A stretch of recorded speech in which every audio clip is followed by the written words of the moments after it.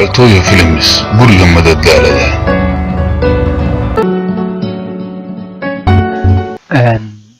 maanta waxaan meeshan ku baran doonaa cashir aanu ugu magac darayno cashirkii loo yaqaanay sida filimaanta loogu sameeyo xabadaha hidaayo ee been abuurka ah.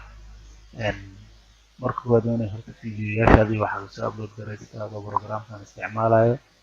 marka xigta fiidiyoyaashaada waxaad keensanaysaa timeline-ka, kadibna waxaad iska saaraysaa waxyaabaha aadan u baahnayn ee fiidiyogaaga ku jira.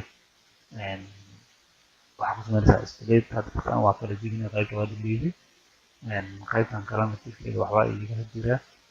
hadeertan waxaan ku samayn doonaa qaybtan waxa ku jira inaan ka bixiyo split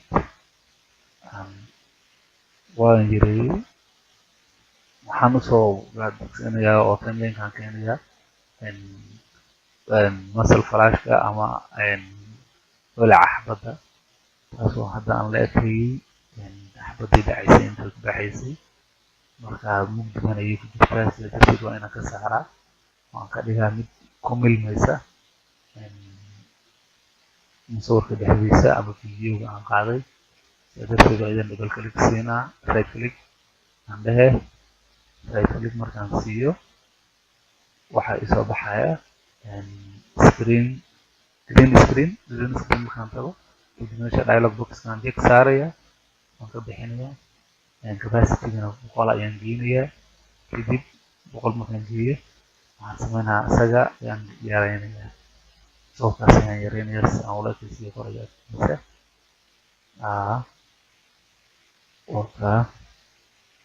waxaan ku sameynayaa qoriga afkiisa ayaan la ekaysiinaya, waan qaadaya xaggaas. markaa kadib waxaan sameynaynaa qoriga dhankiisa ay ujeedaa, dhankan ma ahan dhanka la isticmaali lahaa,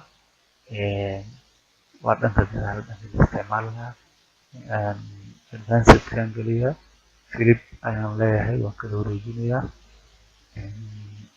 sidaa darteed waxaan raadinayaa qoriga afkiisaan la raadinayaa. meesha marka aan qoriga caaga markuu kayfiimaayo afkiisa laga raadinayo.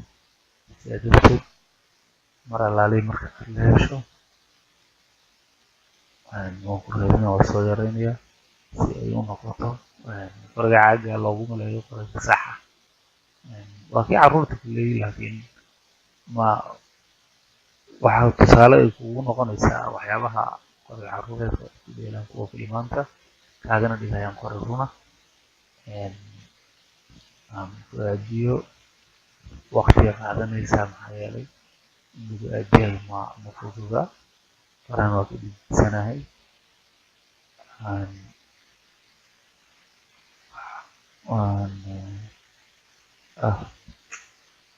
waa ku aaday oo mar kale markaan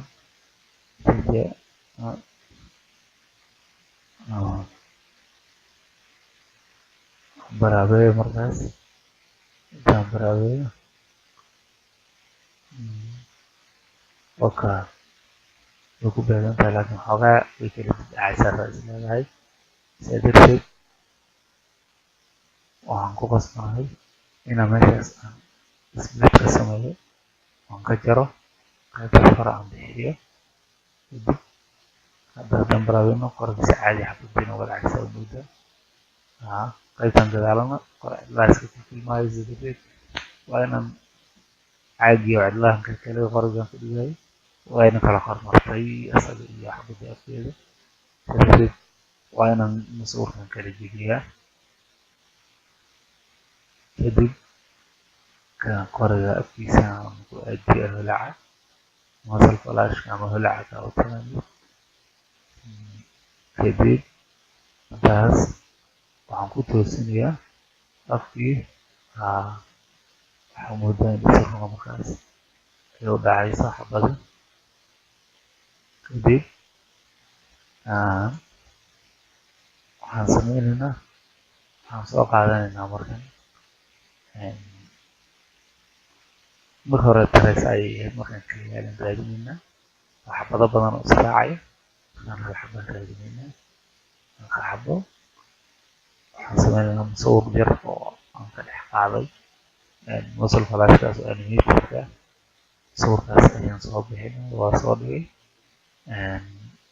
asagana waxaan ku sameynay sidoo kale edidaan leeyahay edit markaan iraado green screen waxaan ka remove garanayaa backgroundka balaaga capacityga 100 si dhabarkaas uu garbahan midowga uga baxo taa oo jeedi kadib asiga waan yareynayaa isla processki waa qoraalkiisa ku aad waa kusii jeedaa kelib waan ku sameeyaa advanced kelib waka hadartan ayaa lagu toosi karaa qoraalkiisa markaa soo yareeyay waa geedinayaa waa wareejina si ay ugu aado oo loogu maleeyo inay farcadkiisa ka baxay qorada caaga kiisa ka baxay waa kaas iska dhib badan tahay hore kugu sheegay marba dhanaca kusoo badanaysa gacanta awoodiisa waxaan isticmaalayaa mouse ahayn kaas waa kaas hadda waxaa noo samaysan video dhammaystiran oo aad u malayso in xabadihiisi xaqiiqa ay u dhancayaan qoriga caaga haddaan tagno desktopkeena oo aan soo qaadano videogiina fiirsano bal ila daawaad